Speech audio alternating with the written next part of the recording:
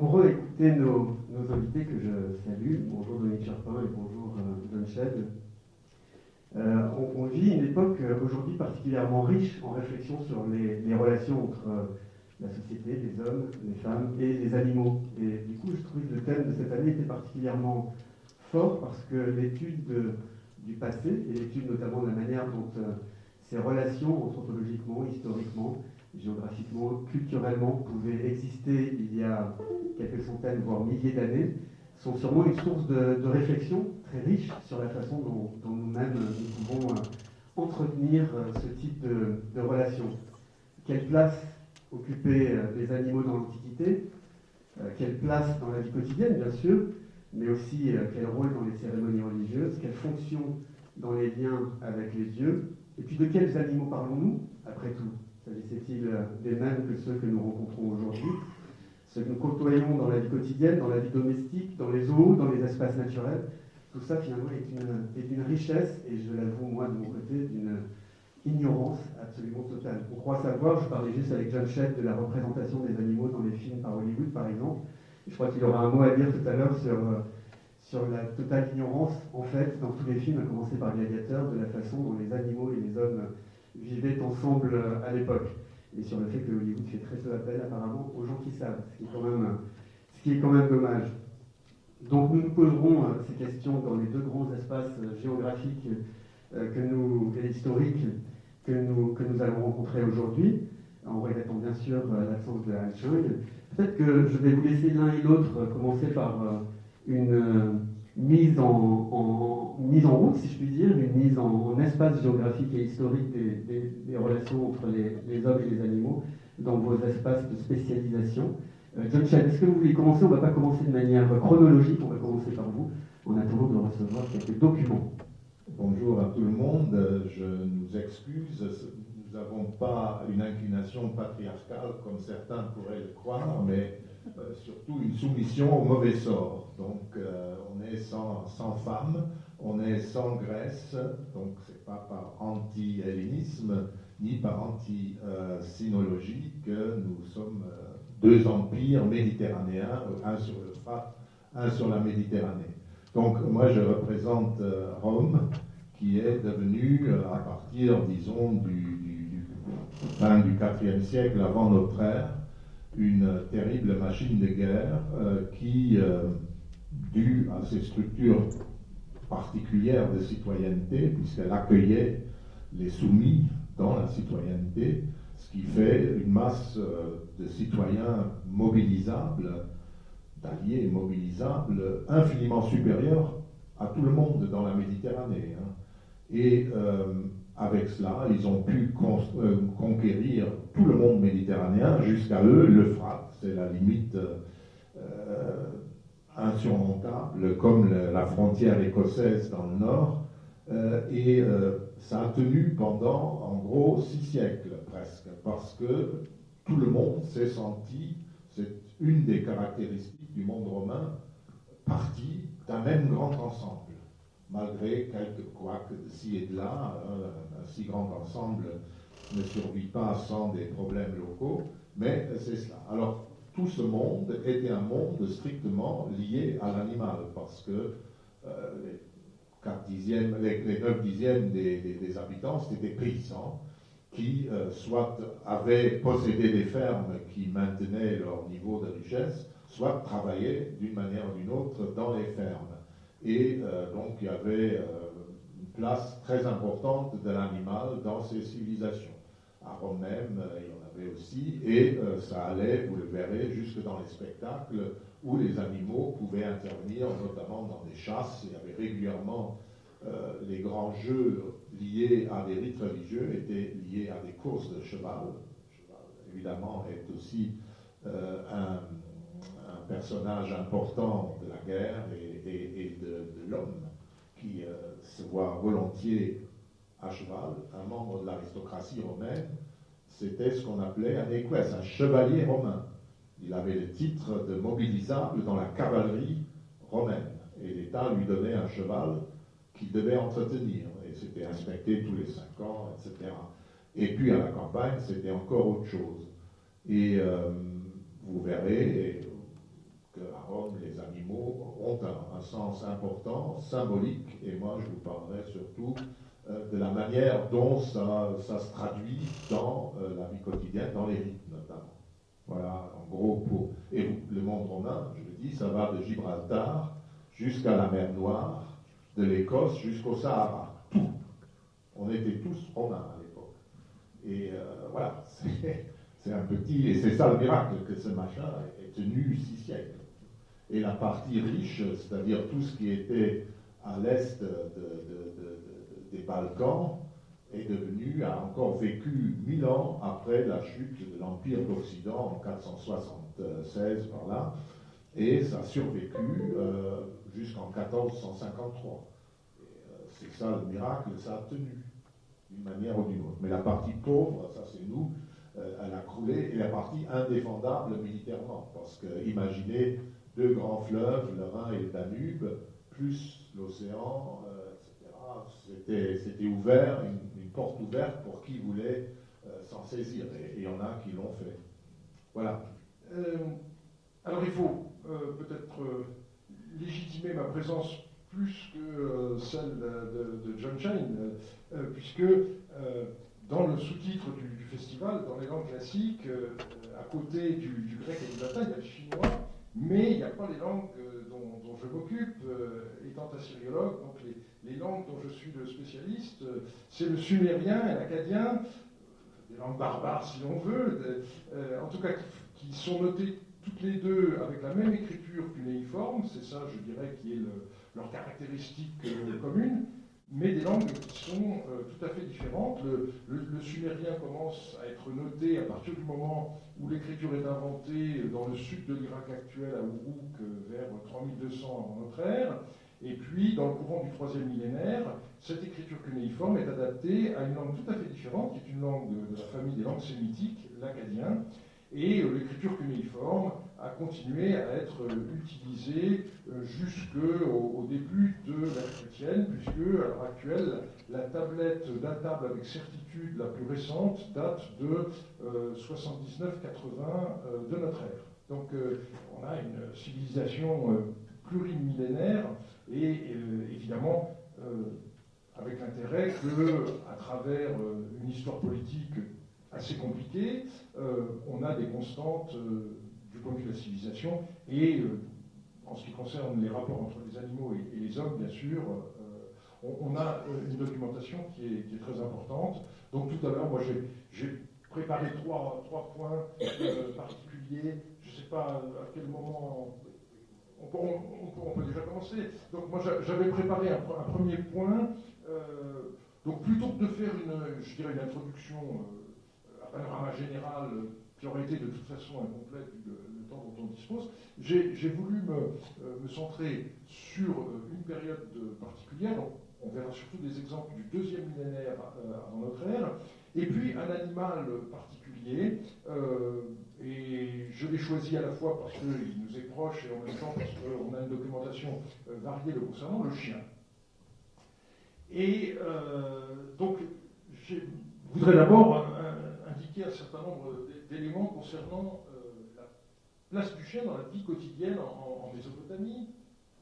Alors, par exemple, on voit, pour cette omniprésence du chien, le fait que dans une lettre d'un gouverneur au roi de Marie, qu'on a retrouvé dans le palais de Marie et qui date du XVIIIe siècle avant Jésus-Christ, eh bien, le roi demande qu'on lui envoie des chiens, et le gouverneur fait le décompte de tous les chiens qu'il a envoyés au roi. Donc 2 chiens du palais, un chien qui appartient à quelqu'un qui s'appelle Yansiboum, un chien appartenant à un particulier, alors il indique ça parce qu'il ne connaît pas le nom, une chienne d'Oumushakim qu'il a prise dans le fleuve, une chienne appartenant à un particulier et 2 chiens noirs du fleuve. Et il termine en disant, d'autre part, en ce qui concerne la chienne, mère du chien de Bar-Khan, qui a fait l'objet d'une lettre de Monseigneur, cette chienne-là vient de mourir. Donc, un petit coup d'œil sur le fait que, en effet, le chien est très présent dans la vie quotidienne. Alors, un deuxième exemple, là, qui est une anecdote amusante, sur un des carrelages du palais de Marie, on voit des traces d'une patte d'un animal qui semble bien être la patte d'un chien.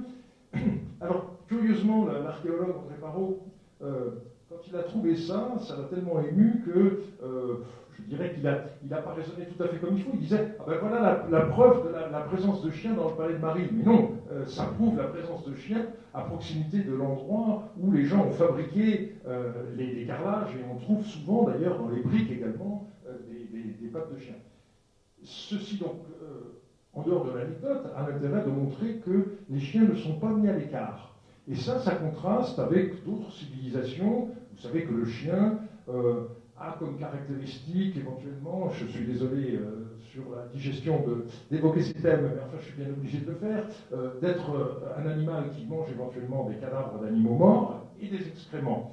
D'où le côté extrêmement répulsif du chien dans un certain nombre de cultures. Mais ce n'est pas le cas de la Mésopotamie, où on voit que les chiens se trouvaient mêlés à la vie des hommes. Donc une certaine circulation libre. Par ailleurs, on voit que les chiens servaient, comme de nos jours, d'animaux de garde, et on a ce proverbe sumérien qui est amusant: dans une ville sans chien, le renard est le chef. Et là, on retrouve le thème de La Fontaine et enfin de toutes les fables sur le rapport du chien et du renard. Ceux d'entre vous qui ont lu le livre de Kramer, L'histoire commence à Sumer, se rappellent tous ces chapitres qui est le premier exemple de ceci, le premier exemple de cela. Il y a un chapitre sur l'école qui s'appelle le premier exemple de Lèche, par exemple. Eh bien ici, on pourrait dire, voilà, on a le premier exemple de comparaison entre chien et renard. Le chien était aussi un auxiliaire à la chasse. Et ici, pour illustrer ce thème, je vous propose un moule qui était retrouvé dans les cuisines du palais de Marie également. Et vous voyez que vous avez un individu, vous avez un cervidé, et vous avez dressé sur ses pattes arrière, devant le cervidé, un chien qui manifestement a aidé à la capture de l'animal. Sur cette image, on ne peut pas bien se rendre compte de la taille du chien parce qu'il est debout, mais on a des représentations qui sont assez glaçantes. J'aimerais pas me retrouver devant un molosse de ce style. Alors, il y a des spécialistes qui ont réussi à identifier la race précise de ce chien, et ce sont des variétés qui existent toujours de nos jours dans le Proche-Orient. Mais donc vous voyez que ce n'est pas un petit toutou, et donc on a affaire à des bêtes qui peuvent être éventuellement féroces. Et ça explique que les morsures de chiens étaient quelque chose de redouté. Alors, on le voit par des textes administratifs de tous les jours. Celui-ci enregistre 20 litres de moutarde, 10 litres de farine pour le tisserand qu'un chien a mordu. Donc on va préparer un cataplasme. Et la lettre que je vous ai mise ensuite précise la façon dont on s'y prend. Ouvre ta réserve et envoie-moi 2 litres d'huile dans un pot. J'applique des pansements à un homme qu'un chien a mordu. Envoie-moi de l'huile. Donc à partir de l'huile, on rajoute de la farine, on rajoute des graines. Alors la traduction de moutarde, l'identification des plantes est toujours un peu compliquée, mais disons une plante médicinale dont les vertus apaisantes ont été éprouvées, et on met ça sur la morsure. Mais comme on est dans un monde dans lequel il y a toujours le souci de doubler les recettes empiriques avec le recours aux divinités, on a aussi des incantations contre les morsures de chiens. Et l'un n'empêche pas l'autre. Je veux dire, on peut très bien à la fois appliquer le cataplasme et en même temps demander à un prêtre de citer l'incantation pour doubler, je dirais, l'efficacité du remède. Et on voit aussi, du point de vue juridique, des textes qui nous montre le souci de régler ces cas, donc dans ce qu'on appelle les lois des Funa. C'est pas dans le Code d'Hammurabi, qui est le plus célèbre, mais c'est un recueil de lois un tout petit peu antérieur, et il y a 2 paragraphes qui concernent l'indemnisation que le propriétaire d'un chien qui a déjà mordu, donc il y a l'idée du précédent, si on sait que c'est un chien qui est dangereux et qu'il a mordu quelqu'un, alors il y a une indemnisation qui doit être faite. Voilà pour la première thématique. Alors, merci beaucoup pour cette introduction canine, si je puis dire, Dominique Charpin. Et du coup, je reviens vers John, puisque vous avez montré plusieurs documents, en fait, qui nous permettent de constater la présence du chien, en l'occurrence, et des animaux dans l'Empire assyrien. John, sur quelle documentation reposent nos connaissances sur la présence des animaux? Est-ce que c'est les mosaïques? Est-ce que c'est la peinture? Est-ce que ce sont des traités animaliers, zoologiques?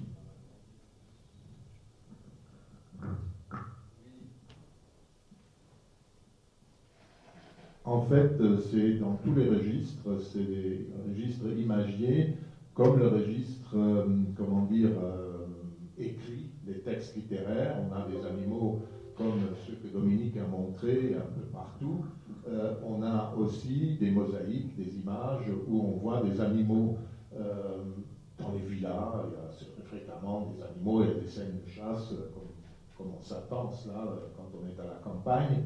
Le bœuf laboureur, enfin tout cela. Et puis il y a déjà des fables qui sont aussi présentes chez toi, et des récits où des animaux jouent un grand rôle. Le chien un peu moins, à Rome il est là. L'usage est strictement le même. Peut-être les molosses étaient moins grands, mais je ne sais pas, je hasarderai pas à ça. Mais ils étaient des animaux domestiques normaux, si vous voulez. C'était pas un animal impur qu'on écartait. Tout le monde avait des chiens autour de lui, et notamment pour la chasse. Comme le cheval, tout le monde avait un rapport.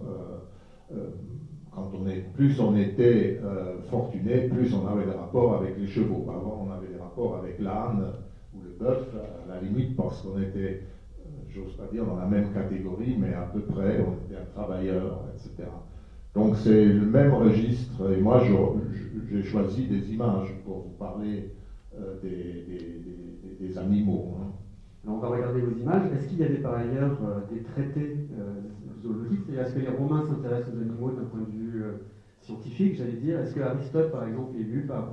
Oui, les Romains étaient bilingues, et tout ce qu'on peut dire sur la Grèce vaut pour Rome, parce que l'éducation que nous appelons du supérieur, c'était les textes grecs.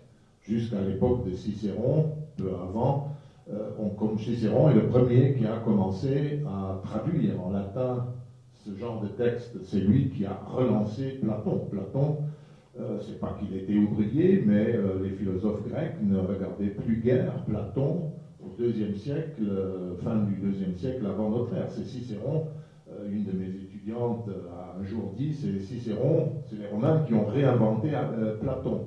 C'est un peu vrai, il y a eu des modes, et la culture hellénistique a été si brillante que Athènes, la culture est passée en Asie mineure, en Syrie, etc., dans les grandes villes, et elle était si brillante on avait autre chose à faire que parler du papy qui avait un jour à Athènes, dans son école, devisé sur le sujet. Bien sûr, tout le monde l'avait lu. Aristote, qui était omniprésent, est quand même très lié au platonisme, et les Romains avaient lu tout cela. Et il y a eu ensuite des traités sur les animaux, des traités d'agronomie où on parlait des animaux, etc. Il n'y a aucun problème sur cela. Autre question avant d'en venir aux images, pour prendre d'abord le sujet d'un peu haut. Nous, on est habitués à avoir un rapport aux animaux qui vient d'une tradition ancienne dans la Genèse, déjà, on trouve un rapport des hommes aux animaux. Est-ce que dans la classification, dans l'ordre des êtres vivants, les animaux, dans vos deux domaines, ont une place particulière? Est-ce que... Où est-ce qu'ils se situent? C'est l'essentiel de mon exposé, je vais apporter là-dessus. Peut-être vous pouvez commencer. Commençons peut-être par vous, Dominique Charpin. Est-ce que les animaux, dans l'ordre de la classification des êtres vivants, est-ce qu'ils ont une place particulière? Ou alors est-ce que c'est tout de suite dans l'immédiat, j'allais dire, de la relation avec les animaux? Oui,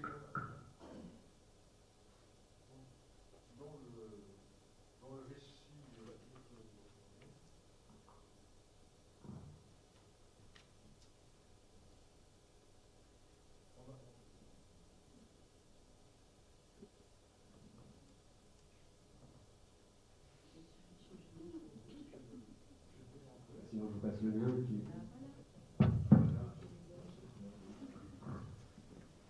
Donc, on a également dans les textes cunéiformes un récit du déluge, mais je dirais qu'il n'y a pas le même. Alors, il y a l'utilisation des oiseaux pour repérer la terre ferme, ça s'y trouve, mais il n'y a pas le même accent qui est mis sur les couples d'animaux qui rentrent dans l'arche de la même façon que dans la Genèse. Et d'une façon générale, on a moins de textes, je dirais, théoriques en Mésopotamie qu'il n'y en a par la suite. En revanche, on a un cas qui est tout à fait étonnant, de traité pour les soins à donner à des chevaux qui date du milieu du 2e millénaire. Et donc c'est quelque chose de tout à fait intéressant. Une des versions a été trouvée à Ougarit, sur la côte méditerranéenne, et ça correspond au moment où l'usage du cheval se répand, et en particulier parce qu'on a découvert à cette époque-là la manière de le dresser de façon qu'il puisse tirer un char à 2 roues, qui est devenu, du point de vue militaire, l'arme offensive par excellence. Donc il y a un soin tout à fait particulier donné aux chevaux à partir de ce moment-là. Donc malheureusement, je dirais, je suis désolé pour les amateurs de chevaux, mais c'est la guerre qui a fait en bonne partie la fortune du cheval, et cette capacité qu'on a eue d'arriver à le contrôler de façon à pouvoir l'utiliser. Donc en général, on a des chars qui sont avec 2 personnes. Il y a le chariste et puis quelqu'un qui monte à côté et qui lui est armé et décoche des flèches en particulier. Voilà. Et alors, outre ce bestiaire militaire, j'allais dire, est-ce que, évidemment, sur Rome, qu'on connaît peut-être un peu plus facilement, un peu mieux, on a aussi un bestiaire mythologique avec des animaux dans l'histoire de Rome qui, évidemment, jouent un rôle important, avant d'en venir au quotidien, j'allais dire, la louve avec Rémus, le cygne de l'État. Enfin, il y a tout un tas d'animaux qui interviennent dans notre histoire. Le cygne de l'État, c'est pas Rome. Hein. Oui, non, bien sûr, c'est voisin. Oui. Nous sommes à l'époque encore des barbares, c'est-à-dire c'est un terme grec qui ne veut pas dire chevelu, déchaîné. C'est quelqu'un qui, quand il parle grec, fait bon, et ne sait pas parler, quoi. Et c'est ça, le barbare. On est tous des barbares, les uns par rapport aux autres, de ce point de vue. Non, donc à Rome, la grande différence entre nous deux, c'est que chez nous, ce n'est pas le monde qui est créé par Dieu ou par les hommes, peu importe, mais la cité, l'État. La création du monde est politique. Ça, Georges Dumézil a longuement insisté sur ça. C'est Romulus, le fondateur du monde. Avant, on ne sait pas. On raconte des histoires grecques sur une façon d'aller plus loin, la création de la terre, mais ça n'intéresse pas les Romains. Ce qui intéresse les Romains, leur culture, c'est la fondation politique de Rome. Bon. Et il y a les animaux, à partir de ce moment-là, ont un rôle symbolique très important. Ils sont toujours associés à des individus ou à des classes sociales, etc. J'ai parlé déjà de l'aristocratie, c'est le cheval, c'est pour des raisons militaires évidentes. C'est pas un animal de l'agriculture du tout, hein, le cheval. C'est militaire, c'est Mars, le cheval.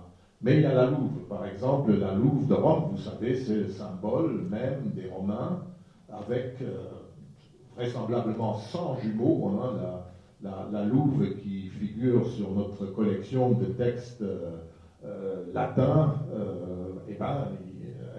c'est la statue comme elle existait sous la Renaissance, parce qu'on a mis les 2 jumeaux dessous, comme si on ne comprenait pas.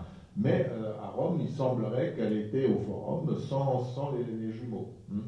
Mais en tout cas, Rome, la louve est liée à la fondation de Rome, parce qu'elle a sauvé les 2 jumeaux de la mort, parce qu'ils avaient été exposés, etc. Et depuis ce jour-là, elle a représenté immédiatement Rome, quand on l'évoque. Et puis pour des italiques, et même pour nos régions, un loup, ça représente absolument une cité italique. Les italiques étaient des personnages plutôt inquiétants et violents à l'époque, l'un à l'égard de l'autre, et le loup, c'était un chasseur très bien.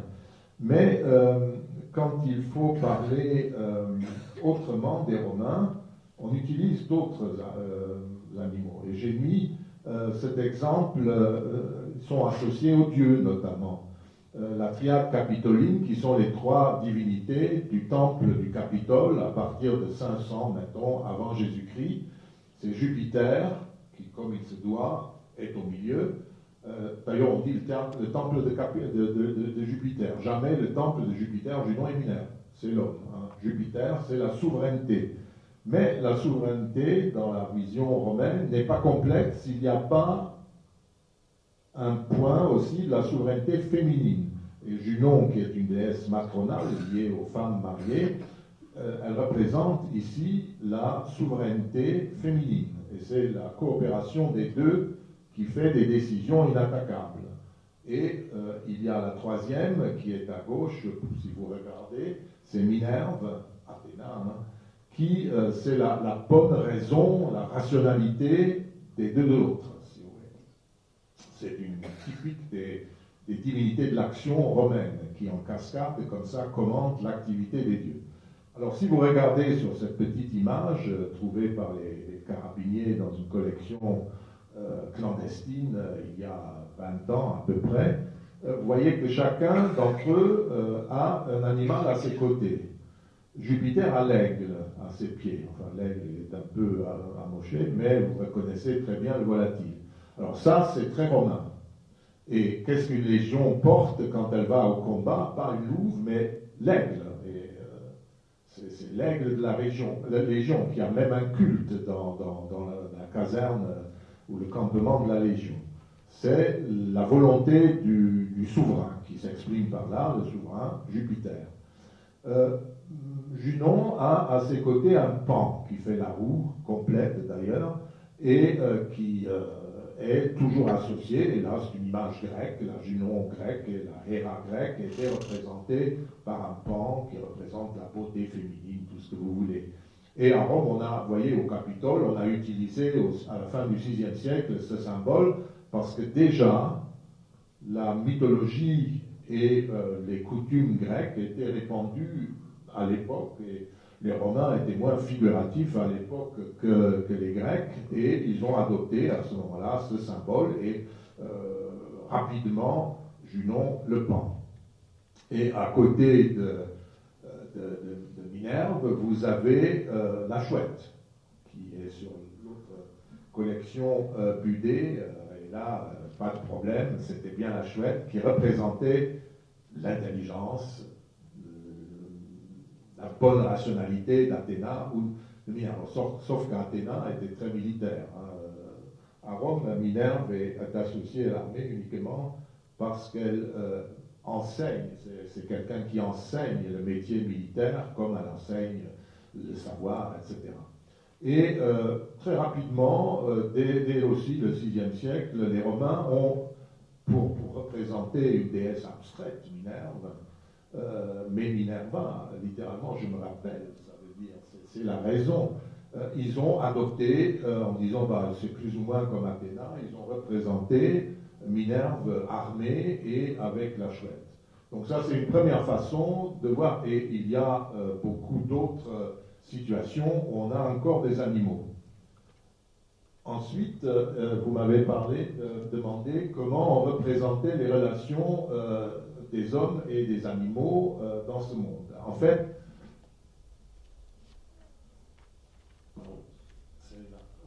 En fait, il faut mettre trois personnes dans l'examen des choses. Les dieux, les humains, les mortels, et les animaux.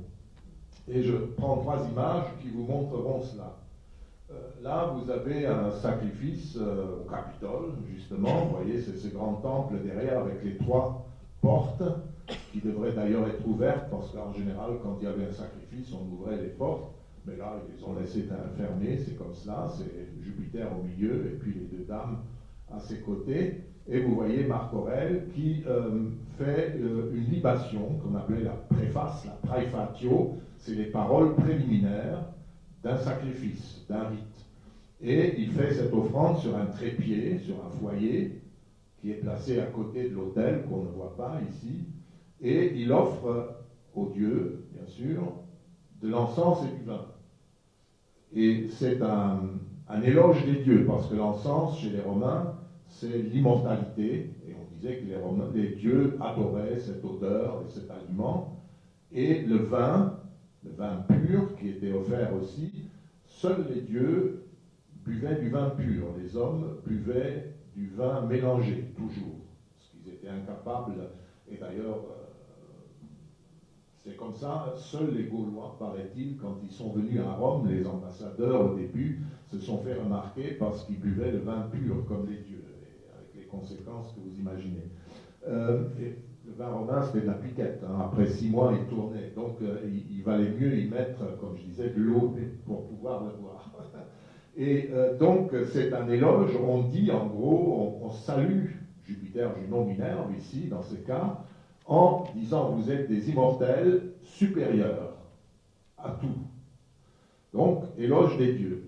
Il y a les mortels qui sont là et qui sont debout en beauté. C'est l'empereur lui-même qui fait le geste de sacrifier. Et vous voyez, entre l'empereur et un personnage, un serviteur, le buste nu, vous avez le troisième acteur de la scène, en beauté lui aussi, un bœuf.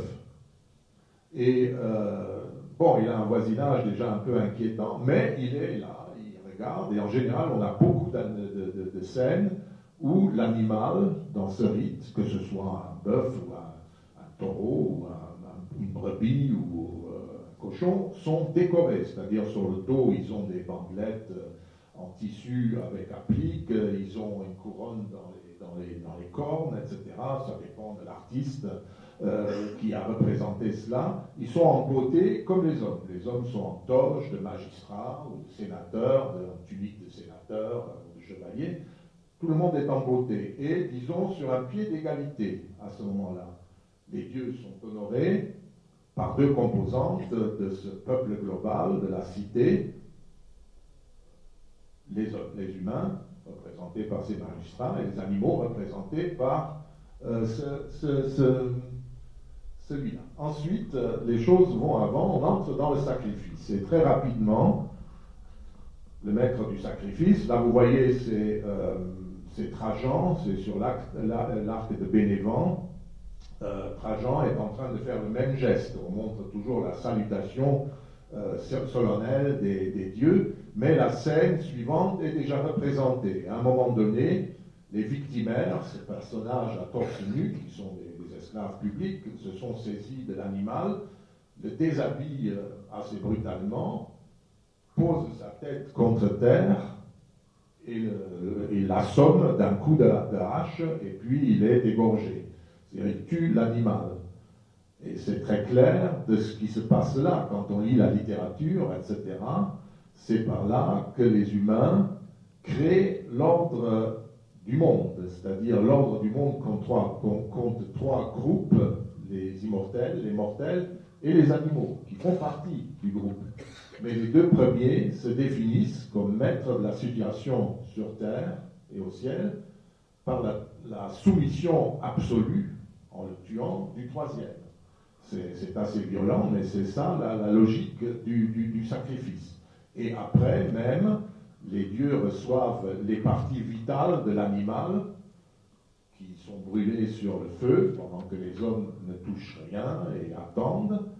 Et ensuite, une fois que les parties vitales sont offertes, les humains s'approprient, profanent, comme ils disent, ils retirent l'animal est offert aux dieux, en fait. Après, il est retiré de nouveau de la propriété sacrée pour être consommé par les présents ou distribué dans les boucheries, etc. Ils mangent même celui qui est leur inférieur. Quand vous dites partie vitale, c'est quoi? C'est le foie, le cœur? C'est ce qu'on appelle en boucherie, j'ai appris ça dans le temps, la fraissure. C'est-à-dire, c'est les gros viscères. On lit souvent, je milite pour ça, mais il n'y a rien à faire, les collègues traduisent viscères. Les viscères, c'est tout, l'estomac, l'intestin, etc. Non, c'est les gros viscères, le cœur, le poumon, le foie, la vésicule biliaire et le péritoine qui enveloppe le tout. C'est ça ce que les dieux mangent avec le sang. Normalement, les humains ne touchent pas le sang, le principe vital. C'est tout ce qui est en rapport avec le principe vital de l'animal. D'accord. Quand vous dites ils sont offerts aux dieux, ça veut dire quoi? Ils sont laissés... Non, ils ne sont pas laissés, ils sont cuits. D'abord, dans l'eau, ils sont bouillis parce que les dieux ne mangent pas cru, c'est pas des barbares, hein, au sens réel. Ils mangent, ils sont civilisés, ils mangent cuit, et ensuite, quand c'est cuit, on le brûle sur l'autel. Et pour les petites victimes et des divinités moins éminentes que celle-là, c'est grillé, les porcs sont grillés. Et puis les humains le mangent grillé, comme vous voulez, vous l'emportez à la maison pour le cuisiner à la maison. Je crois qu'il y a Dominique Charpin qui va intervenir pour comparer avec ses propres... Oui, alors c'est par rapport à ce que tu disais de la différence entre les hommes et les animaux, et la façon dont tu as formulé ça a provoqué en moi une réflexion. En Mésopotamie, en fait, il n'y a pas de frontière très tranchée, parce que on a des personnes qui sont à la limite entre l'humain et, je dirais, un statut quand même de réifié, ce sont les esclaves. Alors, les esclaves sont en effet des humains, mais ils peuvent être vendus. Donc, ce sont aussi des choses, d'une certaine façon, et on en trouve, par exemple, il y a des contrats de vente d'esclaves, dans les partages d'héritage, les esclaves sont énumérés au même titre que les lits, les chaises, les chaudrons, tout ce que vous voulez. Et par ailleurs, on s'aperçoit que dans le monde animal, en tout cas en ce qui concerne les bovins ont un nom propre. Et ces noms propres sont exactement construits comme des noms de personnes. Donc vous pouvez avoir un nom, je sais pas, Simoubalit par exemple, qui sera porté par un individu, mais qui sera aussi le nom d'un bœuf. Donc on voit qu'il y a une sorte de continuum, et je dirais c'est la même chose aussi entre les dieux et les hommes. Ce qui fait qu'un roi peut être divinisé. Donc on a une palette continue de statuts et non pas des ordres, des catégories bien délimitées. Et des sacrifices alors pour le coup dans votre... Alors, chez nous c'est assez différent parce que le sacrifice en fait est conçu comme le fait de nourrir les dieux dans leur temple. Mais donc les dieux sont représentés dans les temples sous forme de statues anthropomorphes, et on leur présente les plats, et les textes disent explicitement que en fait les dieux mangent avec les yeux, donc il y a un reste, et le reste il est redistribué au personnel du temple. Donc en réalité, à nos yeux de mécréants, si j'ose dire, le clergé récupère la totalité des offrandes et se le partage. Et alors, si on regarde dans la Bible, dans le livre de Daniel, c'est dénoncé puisque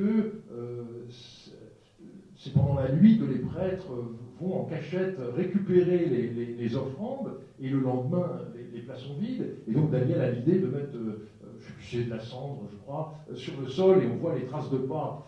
Ce qui est une vision polémique contre le culte des idoles, mais qui, comme souvent les polémiques, en réalité repose sur un contresens, parce que les Mésopotamiens ne se sont jamais cachés.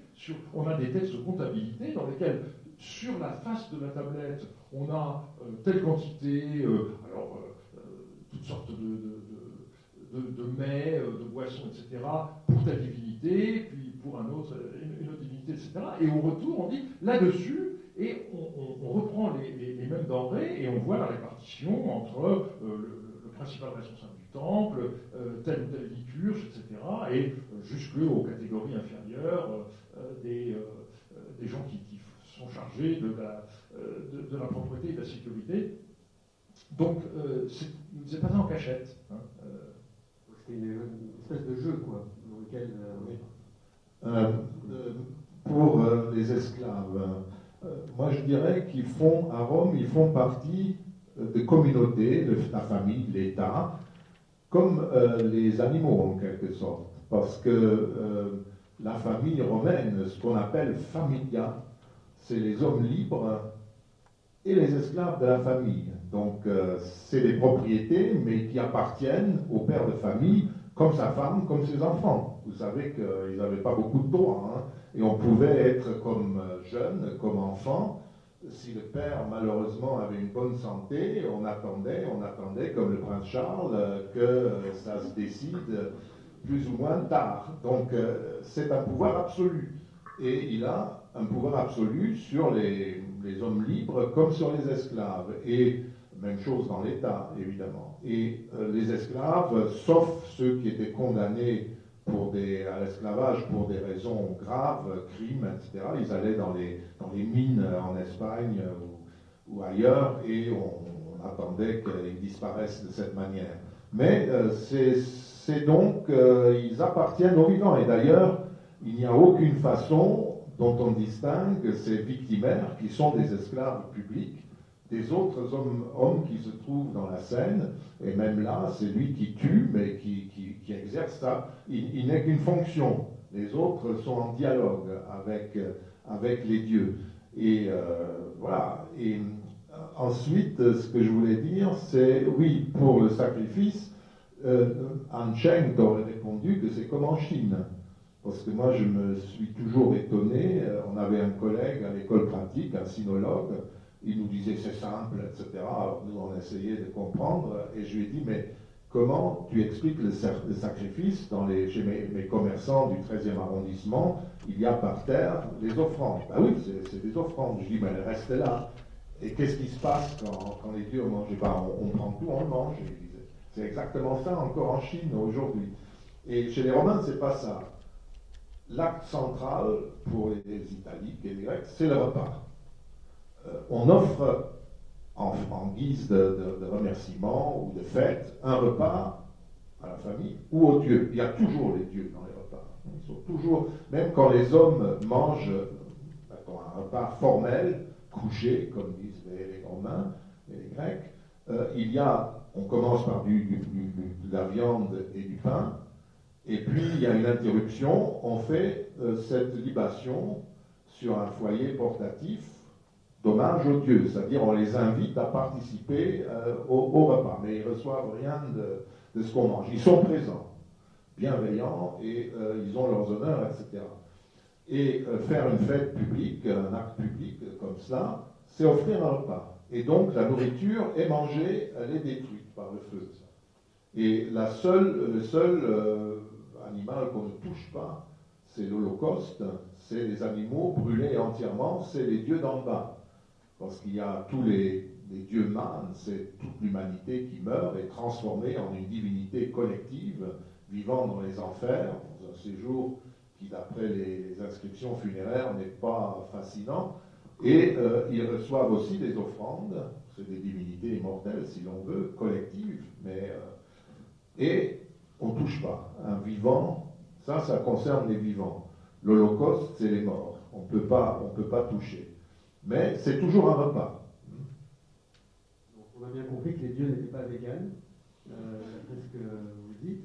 Mais alors, il y a une question qui me vient à l'esprit immédiatement, on a beaucoup parlé des animaux qu'on mange en relation avec les dieux. Quid des animaux qu'on observe, et notamment les oiseaux. L'an dernier, je me souviens, quand on s'était rencontrés, on avait parlé des temples, et vous nous aviez évoqué longuement la manière dont se passaient les cérémonies liées aux oiseaux. Quelle est l'importance des oiseaux, justement, en l'occurrence dans le monde romain? C'est plutôt les volatiles, je dirais. Il faisait de la divination, parce qu'il était entendu aussi que les dieux envoient des signes favorables ou défavorables, qui disaient « allez-y » ou « ferait mieux de vous abstenir ». Et c'est toujours, je vous disais, le monde n'a pas commencé par une parole de Dieu et la fondation du monde, mais par le premier acte de fondation de la ville et de la communauté politique de Rome. Donc c'est toujours le magistrat du moment, mettons le consul de l'année, qui a l'autorité, même sur le signe que lui envoie Jupiter. Le dernier mot est toujours à lui. Et pour cela, ils observent notamment des animaux. Le plus traditionnel, c'est le vol d'oiseaux. Et vous pouvez imaginer qu'un aigle qui vole d'une certaine direction dans une autre, il y a toute une jurisprudence que toi tu dois connaître bien, parce que c'est encore plus développé que chez nous, qui donne un signe favorable ou défavorable. Et avant tout acte collectif public, il faut consulter le ciel. Et c'est généralement longtemps les animaux qui volent. ou quand on veut faire très solennel, à l'époque d'Auguste, on ne faisait plus guère cela, mais lui, quand il est devenu pour la première fois consul, il a eu des auspices, comme il dit, aves spicere, on a observé, il a eu 12 aigles, 12 vautours qui sont passés, ce qui était fabuleux. Bon, c'était le signe que c'était fait pour 4 siècles. Hein. Et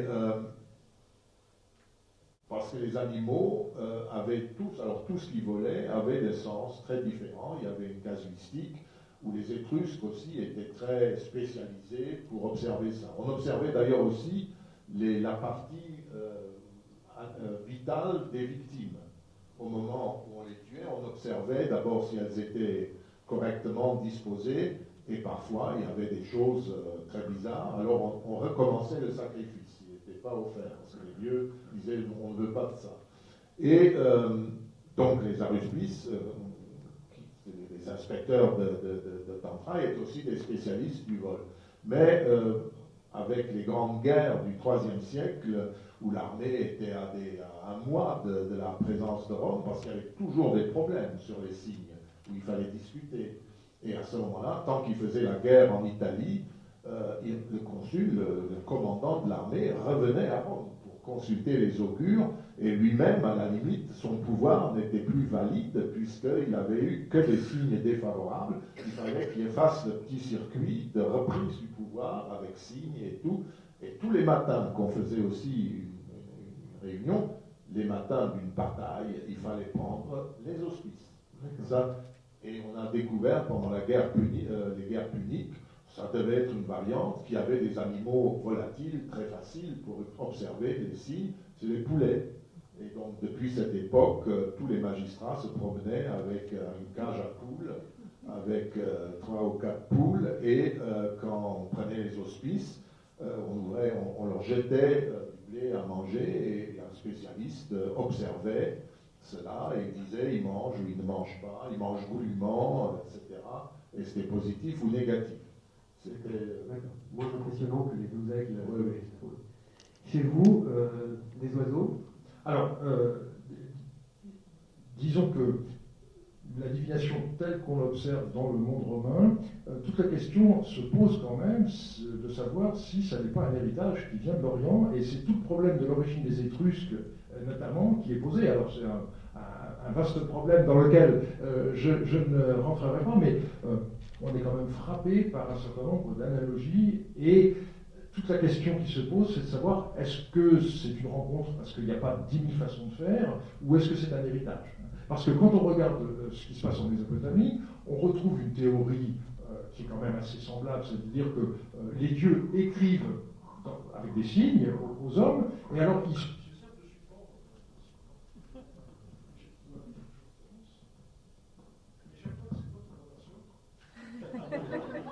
Comme si entre tes mains, ça se passait mieux.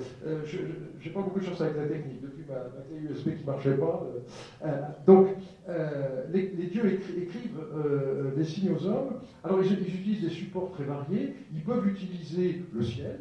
Et à ce moment-là, on a un phénomène qui s'est développé de plus en plus dans le temps, en prenant le maximum d'importance au premier millénaire avant notre ère, l'astrologie. Quand on a une éclipse, ça a un sens. Et puis, donc, il y a l'observation, en effet, des animaux sacrifiés. En Mésopotamie, l'accent est mis surtout sur le foie. Alors, on peut se demander pourquoi. Il y a des collègues qui ont travaillé sur des foies modernes pour essayer de retrouver des traces, et en fait, pour interpréter les textes qu'on a, mais ce qu'il faut bien comprendre, c'est que nos moutons actuels sont en beaucoup trop bonne santé, et il faut comprendre que dans l'Antiquité, il y avait infiniment plus de parasites que de nos jours, et donc on avait des foies qui avaient des creux, des bosses, des filaments, qui sont beaucoup plus rares sur les animaux que vous pouvez observer dans enfin, espérons, que ce que vous pouvez observer dans un abattoir moderne. Donc, et à partir de là, donc, on a des spécialistes qui savent lire les signes que les dieux. Et au moment où on sacrifie la bête, on demande aux dieux inscrivez votre réponse dans cet animal. Donc c'est au moment même où l'animal est sacrifié que les dieux écrivent sur leur foi, et on considère les traces comme étant l'équivalent de signes cunéiformes sur la surface d'une tablette, et on dit parfois explicitement que le foie de l'animal, c'est comme une tablette cunéiforme, ou bien le ciel, c'est comme une tablette cunéiforme. Hein. Donc il y a vraiment cette notion. Et alors, pour les oiseaux, on a aussi des observations du vol d'oiseaux. Ça existe déjà en Mésopotamie, ça existe plutôt en Syrie, et ça a été développé particulièrement chez les Hittites. D'où cette idée que du monde hittite, ça a pu passer chez les Étrusques par des voies que malheureusement on n'arrive pas encore à connaître à cause de ces âges obscurs qu'on a aux alentours de l'an 1000 et qui nous rendent ce phénomène d'éventuel héritage très difficile encore à mesurer de façon précise. Alors on pourrait parler des heures, hein, des relations entre les animaux et les dieux, mais il y a un autre univers qui évidemment nous fascine beaucoup, c'est celui du rapport entre l'homme et les animaux du cirque, les animaux sauvages notamment. Est-ce que vous en aviez dans votre univers des cirques qui ressemblent à ceux qu'on peut trouver dans le monde romain? Alors, pas des cirques, mais la fascination pour l'animal sauvage. Non, ce qu'on voit plutôt, c'est... alors, il y a deux phénomènes. Il y a le fait d'apporter à un roi en présent un animal exotique. Alors, on voit des chats qui arrivent dans les cours mésopotamiennes au XVIIIe siècle avant notre ère, parce que c'est encore un animal très curieux. On voit aussi des singes, certaines fois, et on a des représentations dans les bas-reliefs assyriens, par exemple, et dans certains cas, il est clair que l'artiste n'en a pas vu lui-même, parce qu'il y a des représentations assez étranges, mais dans le texte, on comprend bien qu'il s'agit de singes. Et puis, il y a le phénomène alors d'une chasse ritualisée. Et là, il faudrait, alors je n'ai pas apporté d'image, mais il faudrait évoquer les scènes bien connues dans le palais d'Assurbanipal à Nénive, où on voit le roi qui s'affronte à des lions. Mais si on regarde bien dans les coins, on voit des cages qui sont levées. Donc, ce n'est pas du tout un affrontement qui a lieu en pleine nature. C'est une chasse ritualisée parce que le roi... en mettant à mort le lion, prouve qu'il est le maître du monde, et le lion incarne en quelque sorte tous les ennemis possibles, et donc le roi qui est vainqueur du lion, c'est une façon d'exprimer l'impérialisme assyrien. Qu'est-ce qu'on trouve à Rome? Oui, là on retrouve le même symbolisme de la domination pour prouver sa supériorité. Eh bien, à Rome, d'abord, Dominique a dit une chose, il y a aussi une limite, c'est les limites supérieures et inférieures. Les hommes, les humains, ne deviennent pas des dieux. C'est impossible, parce qu'on meurt avant. Le seul qui est, pratiquement le seul qui est échappé à ça, c'est Héraclès, Hercule, qui veut se suicider à un moment donné, il se construit un bûcher, il est sur le point, il se couche, il veut mettre le feu. À ce moment-là, Zeus voit ça, il envoie son aigle qui l'emmène au ciel et il est introduit avant d'avoir été en rapport avec la mort. Même si un moqueur du IIe siècle, après Jésus-Christ, un grec, fait remarquer à Zeus que oui, je ne me moque pas de ton fils, mais il sent un peu le bûcher. Il dit quand même, l'air de dire, ça a été un peu bricolé. On ne passe pas. Sous l'Empire romain, les empereurs, un certain nombre d'empereurs romains, qui n'étaient pas damnés de mémoire, comme Caligula, Néron ou Commode, ont été divinisés. Mais ça ne veut pas dire qu'ils deviennent des dieux. Jamais on ne les appelle Deus. Ils sont divinisés, parce qu'ils ont eu une partie de leur existence qui n'était pas immortelle. Et ils sont d'ailleurs à un endroit plus bas que les dieux. Mettons la Voie lactée qui n'est pas l'Olympe. Et aussi, il y a une autre pièce de l'époque de Néron, faite par Sénèque, l'apocolocanthose, la transformation en citrouille du divin Claude, quand Claude, au moment où son bûcher est en train de s'allumer, parce que les Romains, les empereurs, depuis Auguste, on se réfère à Hercule, pour ça, on fait même s'envoler un aigle du bûcher, et il y a un prêteur qui prête serment qu'il a vu l'Ephidiès, donc le principe vital, la figure d'Auguste s'envoler vers le ciel, comme Hercule. avant qu'il ne soit brûlé, mais il était déjà mort, hein, il était mort une semaine avant. Donc c'est totalement ritualisé, mais avec un regard vers la mythologie grecque quand même. Et les empereurs eux-mêmes deviennent des divis. Oui, je disais que dans le Sénat des dieux auxquels Claude s'adresse pour être admis maintenant, ils disent qui c'est ce vacarme, etc. Et puis à la fin, il dit, mais toi, divin Auguste, tu le connais bien. Il dit, oui, j'ai jamais pris la parole ici, dit Auguste, etc. Et il donne sa réponse, il dit, il a finalement proposé qu'on me le donne aux enfers comme esclave à Caligula. Parce qu'il aimait beaucoup la paperasse Claude, donc il sera très bien pour faire les arrivées aux enfers. Et c'était une façon de dire qu'il était un sénateur à pied, un pédarius, qui dans le Sénat, c'est les jeunes sénateurs, ceux qui avaient été questeurs, édiles, les premières fonctions, ils votaient, mais avec les pieds, comme tout le monde, mais ils n'avaient pas le droit de prendre la parole. Il ne paraît que quand on leur demandait la parole, c'est ça un divus. Devant même le plus infime petit Dieu, un divus ferme la bouche. Donc il y a quand même une limite, c'est la limite supérieure de l'humanité, et on a 16 ou 18 ou 20, il n'y en a pas beaucoup, et c'est la limite inférieure des dieux, c'est un peu ça. Et il y a une limite inférieure aussi pour les mortels, donc par l'animal, tous ces mortels que vous voyez réunis là, se montrent comme supérieurs. On n'est pas dans une royauté, mais une cité, tout le monde est à niveau égal, mais avec des petites différences. Les animaux sont ceux qu'on soumet, sauf dans un cas, c'est les condamnés à mort ad bestias. Il y a une condamnation de certains criminels très graves d'être jetés aux bêtes. C'est l'amphithéâtre dans ce cas-là. Et vous voyez, ils étaient simplement sortis, on les mettait même sur une espèce de char, et ils étaient attaqués par des léopards et déchirés, et vraisemblablement, ils devaient même se régaler un peu avec quelques morceaux du monsieur en question. Et c'est ça le passage. On passe au niveau totalement inférieur de l'humanité, où c'est les animaux qui vous dominent en vous dévorant. C'est vraiment un jeu avec ses limites. Et vous voyez, là, il y a deux messieurs qui avaient dû avoir un casier judiciaire assez chargé et qui ont terminé comme ça. Il y a ceux qui vont ad metal, comme on dit, aux métaux, c'est-à-dire dans les carrières de plomb ou de fer, et à ceux qui ne sont même pas à ce niveau, et au niveau d'esclaves criminels, mais qui sont. C'est une façon de sortir totalement de l'humanité. Ça, c'est des animaux qui sont importés à. Alors ça, il y a il y a un marché, il y a des chasses en Afrique du Nord. Ils ont d'ailleurs vidé l'Afrique du Nord en grande partie des éléphants, parce qu'il y avait des éléphants. On connaît les éléphants d'Hannibal, c'est la première fois que les Romains voyaient des choses de ce genre.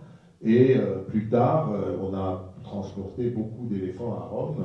Ils ont joué au cirque, si vous voulez, dans l'amphithéâtre. Ils ne mettaient pas les pieds dans un cirque. Mais dans ces régions, on trouvait beaucoup de lions, beaucoup de léopards et d'autres fauves qui étaient exhibés d'abord et puis servaient dans cela. Et puis avant, il y avait des chasses. Il y avait des chasses rituelles, un peu comme celle du roi assyrien, qui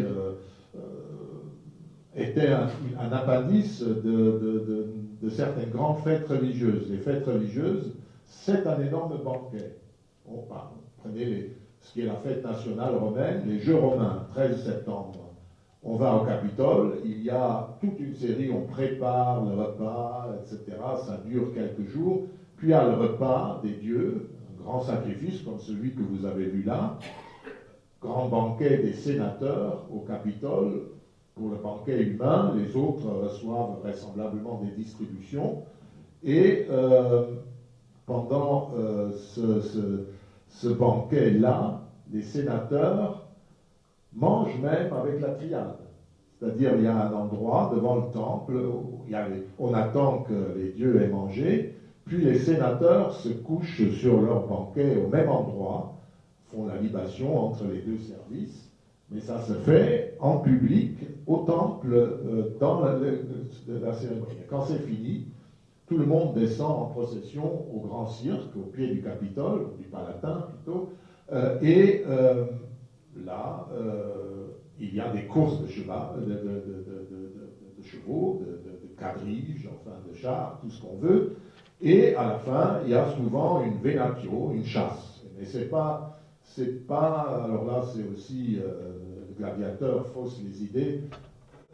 Commode était quelqu'un qui a été damné de mémoire. C'était un empereur horrible d'après les Romains, mais les Sévères en avaient absolument besoin pour passer du point de vue familial des Antonins aux Sévères. Parce que la maison impériale, qui s'appelait Domus Divina, avait d'une part des mortels, l'empereur vivant d'abord, et puis les empereurs divinisés. C'est une affaire de famille. Donc il fallait que le dernier soit plus ou moins celui qui a adopté le suivant. Et donc c'est pour ça qu'il n'a pas été tué. Mais en tout cas, comme c'était un salaud, d'après les Romains, il n'hésitait pas à aller jouer avec des gladiateurs. Est-ce qu'il est allé dans l'arène? Moi, personnellement, j'en doute. C'est peut-être des calomnies, mais qui s'entraînait avec des gladiateurs, ça, c'est vraisemblable. Et jamais un empereur ne s'exhibait plus publiquement dans l'arène à des jeux de gladiateurs. C'était quand même des gens de la caste la plus basse, et il fallait être fou. Si on aristocrate, on faisait ça. C'est comme courir dans les courses de chars. C'est pas un noble romain et un préfet de Judée un noble juif et un préfet de Judée, comme dans un film que nous avons tous adoré, l'ont fait. Ils ne font pas des courses de chevaux au cirque. Hein. On laisse ça à des techniciens, je dirais. Des courses de chevaux, ça existe dans le monde mésopotamien, ou est-ce qu'il y a des équivalents, j'allais dire, de ce qu'on retrouve un petit peu Non, là, il s'agit de développement plus récent. D'accord. Et est-ce que la possession d'animaux rares, importés, j'allais dire, est un signe, j'allais dire, un signe social, de position sociale importante aussi dans le monde mésopotamien, ou pas? Oui, justement. Il est difficile de trouver un mot pour ça. Il y a des espaces, en tous les cas, dans le jardin du palais où on réunit ces animaux, et donc il peut y avoir des ours aussi, par exemple. Alors, on n'a aucune indication sur la longévité de ces animaux. On peut supposer qu'ils ne devaient pas rester très très longtemps en vie, mais en tout cas, le fait d'en recevoir comme tribu était quelque chose de tout à fait important. Alors, j'aimerais bien que vous ayez le temps de poser toutes les questions que vous souhaitez. Donc, j'aimerais terminer sur une dernière question, un peu qui répond à ce que j'avais dit en introduction. Est-ce que la question de la condition animale apparaît en quoi que ce soit dans les deux univers dans lesquels vous êtes? Moi, ce qui me vient tout de suite à la tête, c'est qu'il y a un traité d'agronomie, de agricultura de Caton, qui est du IIe siècle avant notre ère, où Caton donne des tas de recettes, il sait comment il faut cultiver telle chose, comment on gère sa ferme, et il donne des devoirs à ses esclaves, qui sont les fermiers, et on voit qu'il leur recommande régulièrement de s'occuper très bien des animaux, qui sont des ouvriers de la ferme comme les esclaves. Hein. Donc c'est une propriété aussi précieuse comme un esclave. Je pense qu'on ne maltraitait pas facilement un animal comme cela, de sa propriété. Maintenant, on allait à la chasse comme tout le monde, etc. Et, on avait des parcs, on imitait les paradis qui existaient du temps d'Alexandre le Grand en Asie mineure. Les rois hellénistiques avaient des jardins de paradis où il y avait des choses de ce genre. Et les Romains aussi faisaient venir, évidemment, quand vous êtes en relation avec beaucoup de souverains ou de pays qui sont très lointains, mais même la Méditerranée, hein, vous importez les animaux, vous les exhibez, etc. Et aussi les plantes. C'est au début de notre ère que beaucoup de fruits et de plantes sont venus enfin de toute la Méditerranée en Europe. On montre cela. Alors, le soin de l'animal n'est pas forcément explicite, mais à partir du moment où les animaux peuvent être plus que des symboles divins, peuvent être le siège de la divinité, il est bien évident qu'on ne peut pas les maltraiter. Dans les symbolismes, on en a qui sont relativement évidents. Par exemple, le taureau, c'est l'animal du dieu de l'orage. Et donc, sur cette représentation d'un saut-cylindre, vous voyez une statue, on voit bien, il y a un socle, hein, donc c'est pas un taureau, c'est une statue de taureau, et par-dessus, vous avez le foudre, et donc le dieu de l'orage est ici représenté doublement par le foudre et par son animal attribut. Et ce qui est très intéressant, c'est qu'on a aussi la déesse Gula, qui est la déesse de la vie, de la médecine, de la santé. Et ici, sur un autre saut-cylindre, elle est représentée avec un scalpel dans la main, et puis devant elle, il y a un chien. Et alors, on peut s'interroger sur le rapport du chien avec la déesse de la santé. Et c'est quelque chose qui court à travers toute l'histoire de la Mésopotamie. Et ça s'explique. Alors, on a des chiens votifs, par exemple. Quand on a été guéri, on voue à la déesse Gula un chien. Et pourquoi cela? Eh bien, parce que dans le temple de la déesse Gula, vous avez un chenil. Et on a retrouvé même une inscription d'un roi d'Issine qui dit qu'il a construit. Alors, ça s'appelle maison ou temple du chien, parce que l'acadien ne distingue pas les deux choses. Et on a même retrouvé dans les fouilles d'Issine un cimetière de chiens, donc on voit que c'est pas. Il y avait une réalité très concrète, ces meutes de chiens, les chiens finissaient par mourir et on les enterrait à proximité du temple. Et la raison de cela, c'est que la salive du chien a un pouvoir cicatrisant. Alors ça a été étudié maintenant de manière scientifique et c'est bien établi. La sagesse populaire le savait déjà, hein, salive de chien vaut bien un médecin, on trouve des dictons de ce genre, mais ça repose sur une réalité physique. Et donc on a cette association, alors voilà, c'est la fin de l'histoire, on a cette association du chien avec la divinité guérisseuse. Ça existe dans le monde grec avec les temples d'Asclépios, hein, son animal attribut c'est le chien, et on a à Épidore des stèles où la chose est racontée explicitement. On nous dit que quelqu'un a été guéri parce qu'il a été léché par la salive d'un chien, quelqu'un qui a une grosseur sur le dos par exemple, ou bien encore qui avait des ennuis oculaires. Donc ça fonctionne comme un anti-inflammatoire, nous dirions de nos jours. Et donc on voit ça avec la déesse Gula en Mésopotamie, on voit ça dans le monde grec, et d'une certaine manière, si on regarde dans le temps long, la figure de Saint Roch, qui est protecteur contre la peste, donc avec les bubons, donc une affection cutanée, c'est la fin de cette histoire. Alors, bien entendu, dans la légende, la présence du chien, c'est celui qui apporte à manger, mais c'est des vénérismes, ça. En réalité, Saint Roch est le dernier avatar, je dirais, d'une histoire dans le temps long qui associe la divinité de la santé avec le chien. Et depuis que je m'intéresse à la figure de Gula, chaque fois que je visite une église ou un musée, je prends une photographie des statues de Saint Roch, et celle-ci, je l'ai prise mercredi dernier. Il se trouve que j'étais à Rion, au musée de Vendée, je suis tombé sur cette très belle statue en bois. Et en général, justement, Saint Roch soulève toujours la partie inférieure de son vêtement pour montrer le bubon, et il y a à ses pieds le chien qui tient une miche de pain. Il ne guérit pas directement, il procure le pain qui va permettre au saint d'échapper à la mort, mais c'est en réalité la fin de cette très très longue tradition. À Rome, on ne sacrifie pas le chien, je ne suppose pas non plus chez toi. Esculape, Asclépios, reçoit un coq. C'est le seul, mais on ne parle pas du tout de ces animaux-là. Hein. Les poules, si, elles donnent des signes, mais dans les sacrifices, jamais les textes, les inscriptions de rares exemples ne parlent des poules. On parle du coq d'Asclépios ou d'Esculape, mais jamais, alors que l'archéologie montre que dans tous les temples, on sacrifiait des poules, des coqs. Mais on n'en parle pas. Vous n'avez pas évoqué les chats, sauf pour dire tout à l'heure. Ah, il n'y en avait pas chez moi. peut-être un ou deux comme chez toi. Et ça se donne comme nom propre. Vous avez des gens qui s'appellent Chouranoum, le chat.